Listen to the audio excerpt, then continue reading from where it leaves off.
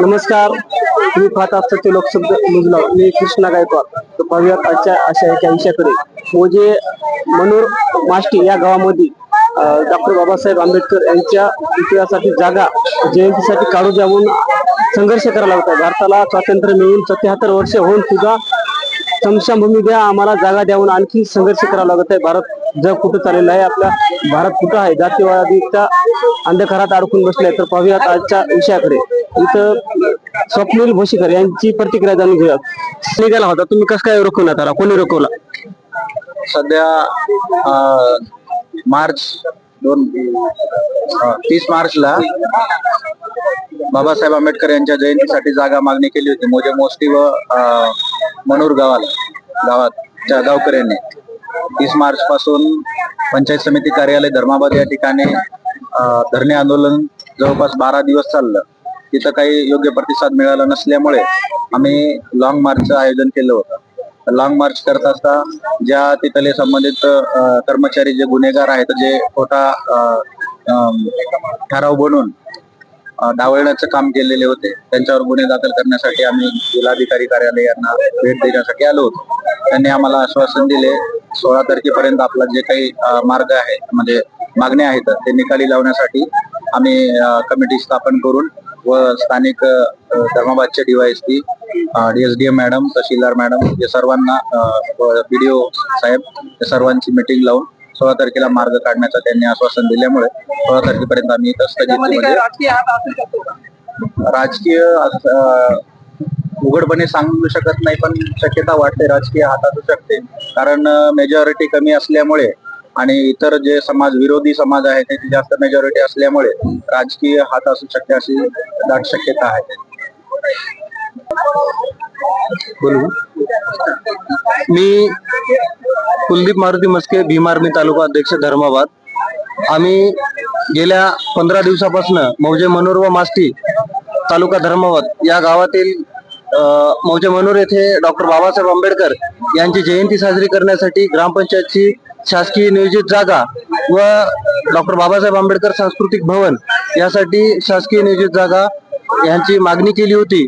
पण व तसेच मौजे माष्टी या गावातील जवळपास 40 वर्षापासून आजतागायत बौद्ध स्मशानभूमी म्हणून वापरत असलेली जागा ती बौद्ध स्मशानभूमी म्हणून लावण्यात यावी, यासाठी आम्ही पंचायत समिती धर्माबाद कार्यालय या ठिकाणी गेले 12 दिवस धरणे आंदोलनासाठी बसलो होतो. पण त्या मनोवादी प्रशासनाने, त्या झोपलेल्या प्रशासनाने आमच्याकडे जाणीवपूर्वक दुर्लक्ष केलं. त्यामुळे आम्ही मागच्या 4 दिवसापासून धर्माबाद ते मुंबई मंत्रालयापर्यंत पैदल मार्च काढण्याचं ठरवलं आहे. आणि काल रोजी आम्ही जिल्हाधिकारी कार्यालय येथे आलो असून माननीय जिल्हाधिकारी साहेब यांच्यासोबत आमची चर्चा झालेली आहे.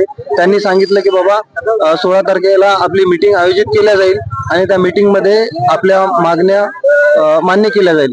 जर आमची मागणी मान्य नाही झाली तर आम्ही इथून पुढे मुंबईच्या दिशेने वाटचाल करू. माष्टी गावामध्ये ग्रामपंचायतचा ठराव नंबर 8 देण्यात आला होता. हो, नक्कीच. विद्यमान ग्रामसेवक आणि सरपंचांनी आम्हाला माष्टी येथे बौद्ध मंदिर, बौद्ध विहार या नावाने नमुना नंबर 8 ला जागा लावलेली असून ती जागा आम्हाला सुनिश्चित करून देत नाहीत. कारण आमच्या समाजाला त्यांच्याकडून हिंदुत्वाची भूमिका घेऊन आम्हाला डावलल्या जाते आणि गावातील काही लोकांकडून पण या गोष्टीला विरोध आहे. त्यामुळे आम्ही सदरील प्रशासनाला सुद्धा विनंती केली की आम्हाला ती जागा सुनिश्चित करून द्यावी. त्यासाठी आला किती दिवसापासून बसलेलो आहोत?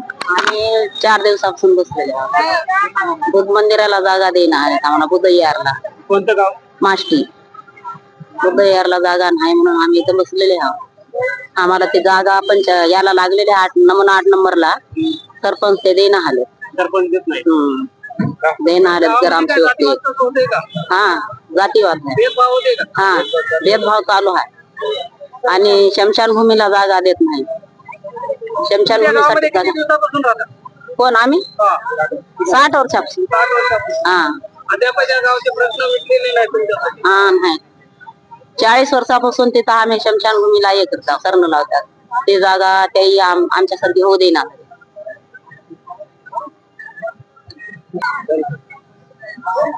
तुम्ही कधीपासून निघालेला आम्ही 10 तारखेपासून निघाल्या, 4 दिवस चालत आल्या धर्मावदावर.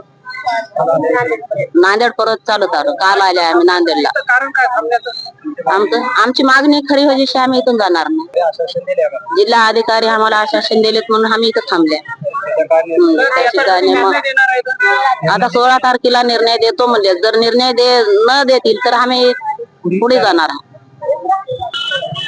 नमस्कार, आपण पाहतात मोजे माष्टी व मनोरो माष्टी या गावामध्ये भारताला स्वातंत्र्य भेटून 77 वर्ष होऊन सुद्धा आणखी जातीवादाचा सामना करावा लागत आहे.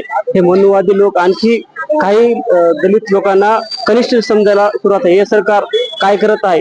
सामाजिक न्याय विभाग यांच्याकडे कसं दृष्टिकोनातून बघत आहे? आम्ही प्रश्न विचारतो. तुम्ही